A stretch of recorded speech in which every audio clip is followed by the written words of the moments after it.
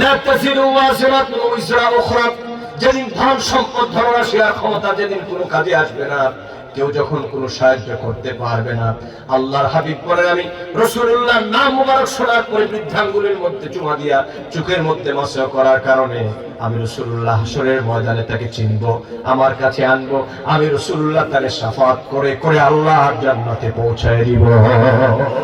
আল্লাহু আকবার, আল্লাহু আকবার, ইয়া রাসূলুল্লাহ, জিন্দাবাদ, জিন্দাবাদ।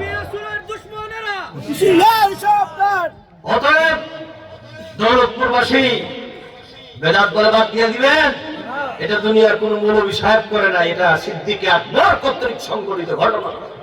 আর তিনি কে? তিনি হচ্ছেন আফদালুন নাস বা'দাল আম্বিয়া, সমস্ত নবীদের পরে বংশের মধ্যে যার মর্যাদা, তিনি হচ্ছেন হযরত আবু বকর। আল্লাহু আকবার, আল্লাহু আকবার। তাহলে আজকে থেকে নবীর শাফাত যদি পাইতে হয়, নবীজির নাম শোনার পরে একটু চুমা খাওয়ার দরকার আছে না নাই? দুই হাত তুলে বলেন আছে না নাই? কারণ বেদাত ফতোয়া আমরা বাদ দিব, বলবেন বেটা থাকো তোমার বেদাত নিয়ে, আমরা আছি আল্লাহ রাসূল নিয়ে। কথা কর ঠিক না?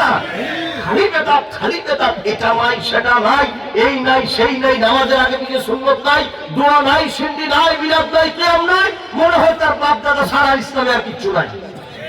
কথা কর না ঠিক না? এর মনে বিদাত শিরিকের ডিলারশিপ কে হতিছে যে খালি তুই সমানে বিদাত বলবি আর শিরিক বলবি না। কথা কর ঠিক না? বলবেন ভাই থাকো তোমার বেদাত নিয়ে, আমি আসি নবীর প্রেম নিয়ে, কারণ তুমি আমারে হাসরে বাঁচাবা না। হাসরে যিনি বাঁচাবেন তিনি হচ্ছেন মুহাম্মদুর রাসূলুল্লাহ সাল্লাল্লাহু আলাইহি ওয়াসাল্লাম। কথা বলেন এই বিশ্বাস আমাদের ভিতরে আছে না নাই? দুই হাত তুলে বলেন আছে না নাই?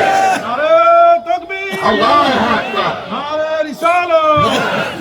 মুফতি মুহাম্মদ নাসারউদ্দিন সাহেব আসলে নবীজিকে সালাম দেয়া নবী